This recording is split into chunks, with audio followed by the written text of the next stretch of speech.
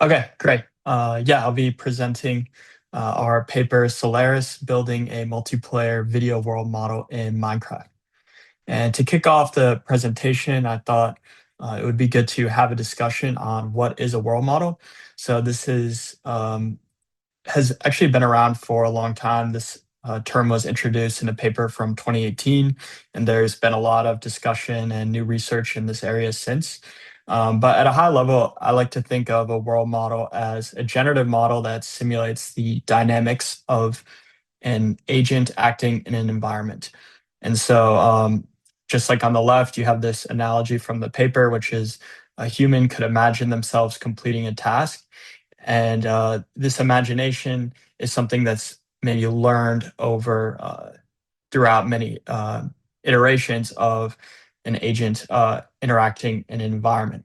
And what a world model can enable is many things. I think broadly it can allow robots to make better decisions, and this can be done through actually training inside imagination. So that's what this video here on the right is showing. It's a video game that an agent has learned to play in its own world model, but they can also be used at inference time for planning, or it can be used for evaluating an agent in a new environment.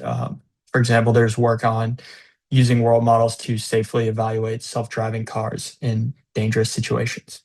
So yeah, this is kind of an old video, but since then there's been a lot of progress, and many new video generation models that come out describe themselves as world models, such as Genie 3, for example. And I think the reason I'm focusing on video here is because while world model can theoretically be over any type of modality, video is often the most common form because it's a natural setup for a robot or an agent or a character in a video game to record its world through visual observations, images, and video. But this kind of raises a question: how do we actually give a definition of a world model? This has been a big discussion online. Some people think this term is kind of just a buzzword and meaningless. Others have proposed more concrete definitions. Um, I think that there is a definitely some structure we can give to this term. And I think in general, while there's some debate, many people define a world model as a learned approximation of an environment, the transition function of an environment. So this is coming from the idea of an MDP in reinforcement learning, where we have a state, an agent can take an action in that state, and we have a generative model which will give an estimate of the next state. Um, but I would argue that actually many works that describe themselves as world models, especially video generative models, don't actually adhere to this definition. So I think it's important to take a step back and think, what do we actually mean by the world state? So here's a world model from a couple years ago trained in Minecraft that models the state as images, as video observations. So these videos are generated by the model, and it's producing the next frame given the keyboard input. So you can actually play this model like you would a video game. However, I think there's a big difference between what's actually being produced by the network, which is the partial 2D observations of the world, and the world state itself. So if we take this literally and look at the game of Minecraft itself, the world state is stored in a collection of files. And the images that the player sees is an incomplete rendering of this actual world state. But the problem is what models today are producing are this thing on the right, and they're kind of ignoring the fact that these are incomplete observations that come from a more complete and, importantly, more compact. This video on the right, it's simultaneously incomplete, but also takes up more memory, and so modeling is kind of doubly inefficient than the true world state on the left here. And so I would argue that a true world model should model a world state that is independent of any observer or any player or agent's perspective in that world. And to me, this is the core motivation of why we should study multiplayer world models. I think they're interesting. It's a cool idea, but I think there's a bigger point here, which is that they allow us to test the ability to capture a world state that is independent of a particular observer or a particular incomplete viewpoint. And so, what current world models actually do, is something like this equation. They're kind of partially observable transition functions. But what we actually want in the future, I think, what we'll see is world models that will take in a belief state or a compact summarization of the entire world and produce the next observation um, without needing to store this expensive accumulation of past video frames. And this is the motivation for me to studying multiplayer world models. We definitely don't achieve this bottom formulation yet. Our model actually takes the form of this top equation here, but I think this is a first step in creating future models that are truly independent. So what we actually made is a model in Minecraft that's capable of simulating two agents. We can extend it to any number of agents, but our primary model is just with two players in the same world and model their joint actions and interactions together. So these left and right columns are generated by our model, and then this middle column is a ground truth visualization. Um, so the first step in actually creating this model is getting the data. And this was challenging because unlike single player data, which you can maybe curate in some form from the internet or from pre-recorded gameplay, there isn't really a lot of multiplayer data out there, especially data that's action annotated. And so we built a data engine for Minecraft that lets us obtain this data synthetically. And I think Minecraft is a good, the reason we study Minecraft is not because we're interested in Minecraft itself, but because it's a reproducible and open source platform. I think it's a very good platform for studying world models. And we use a tool called MineFLayer to program bots to perform Minecraft gameplay. And MineFLayer has actually been around for a long time. Its origins are not in AI, but rather it was a tool that was developed for just casual Minecraft players to program bots that can act on their servers. And so we repurposed this pre-existing framework to collect simulated gameplay data. And the kind of data you can actually get is pretty lifelike, I would say, even though it's entirely programmatic. We're not actually using any AI agents or neural network, trained agents to collect our data. It's just done synthetically, but we can still get good diversity. So MineFLayer features lots of behavioral building blocks. These are all examples from our data set. We can cover core Minecraft abilities such as building, movement, fighting, etc. And the actual architecture that we developed for this data collection involves a few components and some engineering in addition to the MineFLayer foundation. So we use MineFLayer to control the actual robot, but to obtain its visuals and actions, we needed to do some engineering because MineFLayer doesn't give us this data on its own. So we developed a custom framework and server plugin that allows us to get synchronized visuals and actions. And the way our episode code actually works is we kind of have a skill library and we can compose these things together into multiplayer interactions. Like this example episode, we have an episode where we have one bot that is going to collect some ore and another bot that's following it.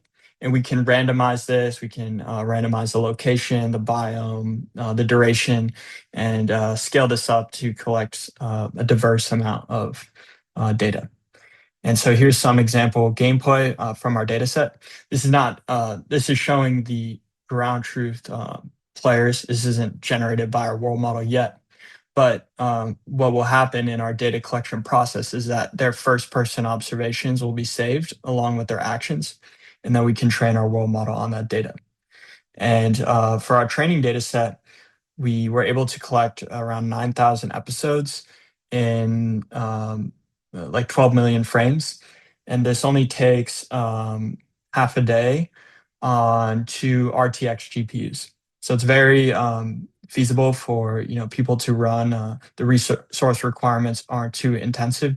You could even run this on CPU as well, and you can collect a large data set. So after we collect the data, I'll now discuss how we trained our model. And the way we thought about how our model should be trained is that we wanted to start with a pre-trained single player model that has learned the dynamics of the game and then adapt it to be able to model multiple perspectives. So that way we can benefit from pre-existing generative models that are already optimized and have learned broad gameplay knowledge.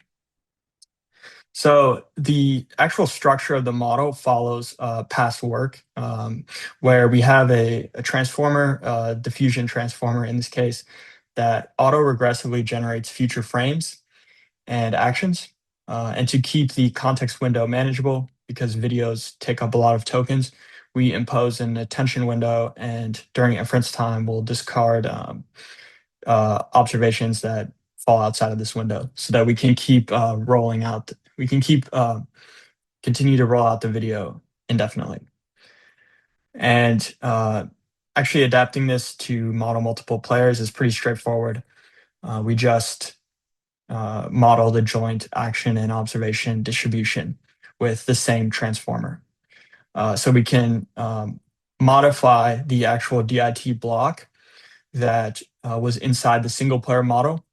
And by just simply adding player embedding IDs and repurposing the attention layer, we can get kind of communication across different players and model their joint interactions. And we also keep some of the blocks inside this DIT applied independently per player, such as the action conditioning. And this makes the computation a bit more manageable when we add more and more players. So for our actual training pipeline, we follow a paradigm that's been established in past works for training autoregressive video generation models. And this involves first starting with a bidirectional model, where bidirectional means the attention inside the transformer has no restrictions on what tokens can attend to what other tokens. And what people have found is that the bidirectional stage is important for improving the visual quality. By having this bidirectional attention, we have much better visual quality. But the limitation is that we can't do long horizon generation with bidirectional attention because we can't do causal autoregressive rollouts with KB cache. So to convert the bidirectional model to a causal model, we use the self-forcing paradigm, which I'll explain. So yeah, the first stage, we do single player pre-training. So we take an existing video action condition video generation model matrix game 2.0, and we fine-tune this model on the VPT dataset. VPT is a dataset that features very high quality action annotated human Minecraft data. But importantly, it's only single player. However, we find that this stage allows the model to learn general game mechanics, which can still be useful in the multiplayer setting. And the second stage after this single player pre-training is training the model with the multiplayer dataset. So this is that 9,000 episode dataset I mentioned before. And we make the modifications that I previously described to the DIT block and just train this with diffusion. So after this stage, the model can produce clips of fixed size. And here's the end result. On the right, you can see the generated two-player video compared to the ground truth. But you might be noticing this feels very short. And this is exactly the limitation of bidirectional training. So doing autoregressive generation with KV caching is not possible. And so at this point, while we can produce high quality videos, they're short and don't allow us to play or extend the models rollouts indefinitely. So to allow this, we need to convert it to model causally. So the first step we do is causal fine tuning, where we just change the attention map to be completely causal, and we continue with diffusion forcing, which is diffusion forcing is a prior technique that people use to train a causal model, where the amount of noise that's added varies per frame. But otherwise, it's a standard to typical diffusion training. So after this is done, uh, sorry, I don't know why can't change the slide. Okay, oh no.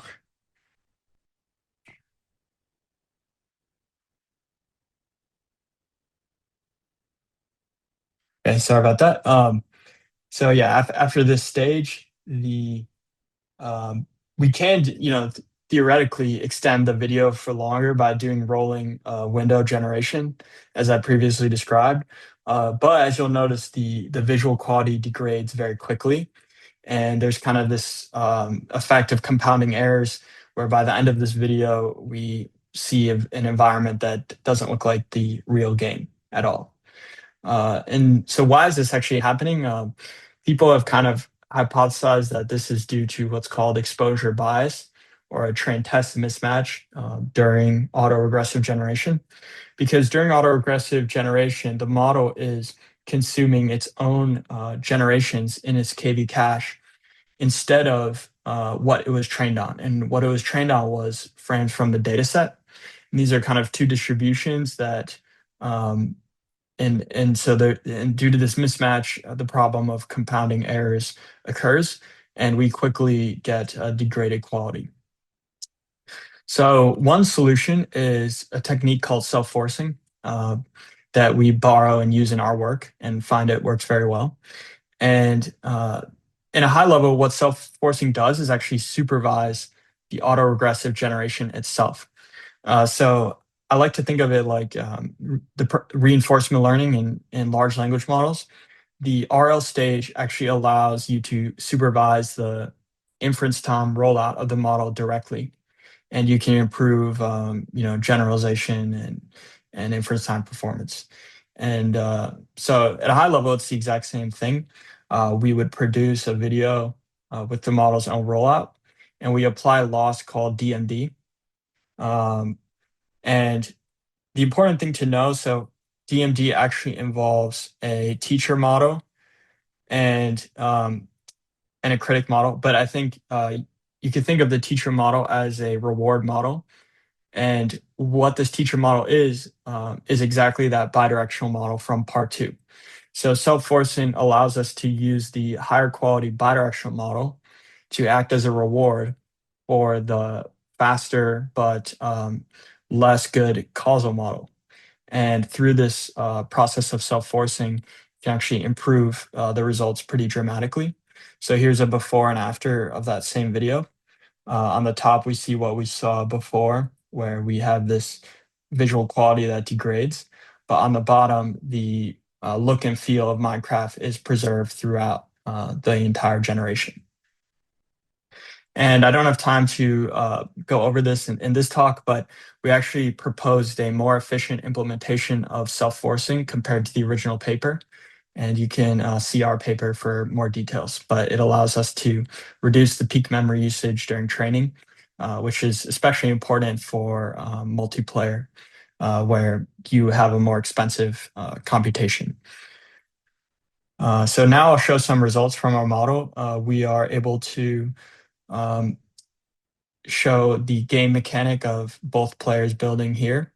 And I think this is generated by our model. I think it's pretty realistic looking. There's some interesting emergent consistency that happens as a result of training. So here you can see that for both players, it starts raining at the same time. And what's interesting is that weather is not a control. We can't control this in our model, but it's just through training, it's learned to mimic this random effect of the weather changing occasionally. Uh, so this was an interesting surprise. And we can also model block placement and mining pretty well. We can place a torch and see the lighting effects change when we break the block.